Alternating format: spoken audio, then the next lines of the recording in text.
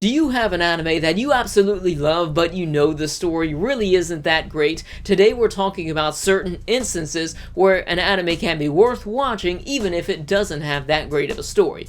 Now, whenever I review an anime, I like to give it two scores. One of them is my more objective score, which is the final score, and then I also give it a more subjective score, which is my enjoyment level. Sometimes I only give it one, but that's only if the scores are the same, because then it's redundant. But anyways, with my final score, I have this criteria that I judge the anime against, such as the three major things that I judge an anime on when I'm reviewing it is the story, the plot, and the characters. Now, a lot of people out there don't really know the difference between the story and the plot, but they are actually two different things. The story is the basic what of what's happening. It's something that you could read on the back of a DVD cover. The plot is the how and the why. It's the meat and bones. It's the cause and effect to it all, and of course the characters. In my opinion, for this to work, for an anime that you could really enjoy to not have a good story, it has to at least have two of the three major elements that I just listed there, unless it's a movie. If it's a movie or a movie-length OVA,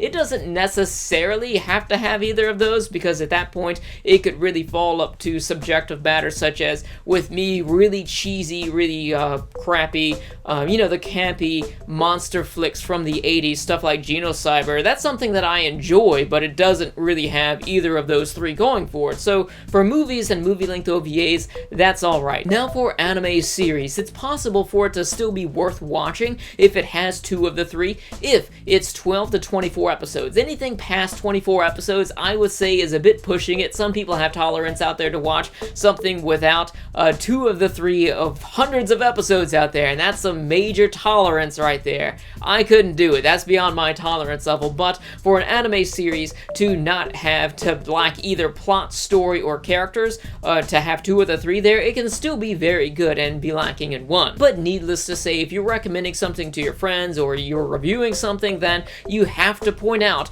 that it is lacking in one of these three areas here. Like whenever I review something, even if I enjoyed the crap out of it, if it had a bad plot or bad story to it, then I have to point that out and actually deduct points for that. Of course, it may not deduct points from my enjoyment level, but those are two different scales of rating in itself. When I'm rating a series, I have this static, rigid baseline, basically the skeleton of how I review things, which would be, like I said, the plot, the story, the characters, of course, animation, sound. They take smaller parts of the pie chart, but then you have your secondary criteria that I have here, which would be more specific to the actual genre. Like, say, for example, you're reviewing a horror. You want to compare this to other horror like it. You want to see how much suspense it has. You're not going to rate it against other comedy and compare it with the comedy there. Just like with a comedy or an action series, you're not going to compare it to the horror anime out there. Taking a look at some examples of anime that I would still recommend as being really good, but is lacking in some of the three areas that I just mentioned, take a look at The World God Only Knows.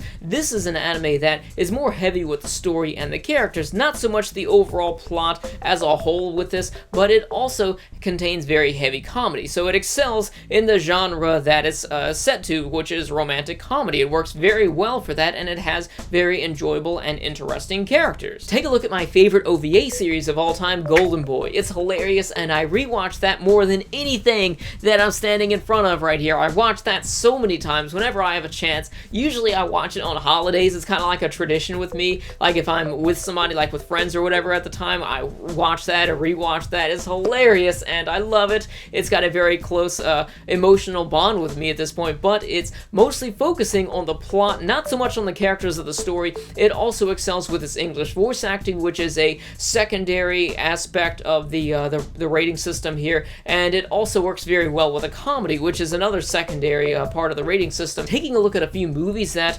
focus on one of my primary grading criteria, that is one of the minor percentages of this overall rating scale that I have here. We have the beautiful animation and the great art of Akira. There's also Red Line and The Dagger of Kamui, three great movies from three different generations that are absolutely beautiful, and while they do not have the best stories out there, they are definitely worth a watch because animation is important. I'm all tongue twisted here. Animation is important. We're watching anime, we're not reading books. We come to anime for a reason. We could just as easily read manga, read books, and just do other things, watch movies, but we're here here for anime because we like the style of animation. So we took a look at a few anime that are lacking in some of these major areas of criteria here, but let's take a look at an anime that I gave a 10 to, something that excelled in all of these areas, Super Dimension Fortress Macross. I think that's what the SDF stands for. Either way, it is my favorite mecha. It's not a 10 because it's my favorite because it's a 10,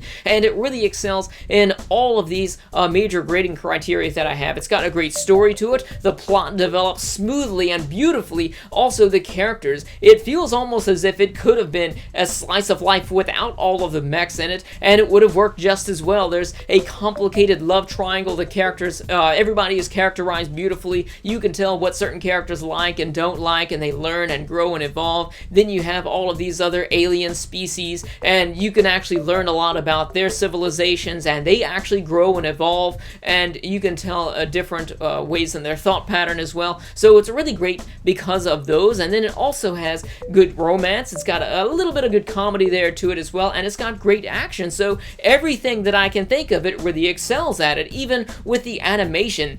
If off the top of my head, this came out either 82, 84, somewhere in the early 80s, if I can remember correctly, but the animation for it is absolutely beautiful. You compare it to, I would compare this to something like Zeta Gundam, which is another one of the most beautiful anime of the early 80s, or you could even compare this to something along the lines of the early, I guess, Space Runaway Ideon, which I think was 81, and this looks at least 10 years above the quality of that. So I have no doubt in my mind about Macross deserving that 10 and earning the spot at being my favorite mecha of all time. Plus, from what I've seen, it has a lot of originality to it. Now, originality is something that's very subjective, and it really just relies on how much you've seen on the subject matter. And I like to think that I know a lot about anime, but I only know a monicum of what I would like to know about it. I would love to go to college classes and just sit there and learn about the history of anime. I'd love to do that with like all film, but there's just so much out there that anime probably would just be like a speck of sand in the history of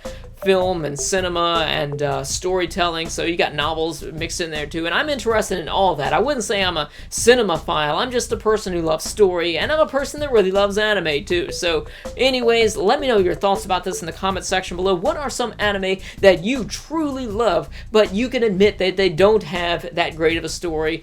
In before Naruto, just gonna say it. And of course, if you enjoyed this video, be sure to subscribe. Thanks for all your support with liking and commenting. Also, check out my Patreon, where we have monthly rewards with the goals such as live streams, Omegle chats. I have sections that you can request videos and stuff, so definitely go ahead and check that out. Thanks for watching. I'll see you next time.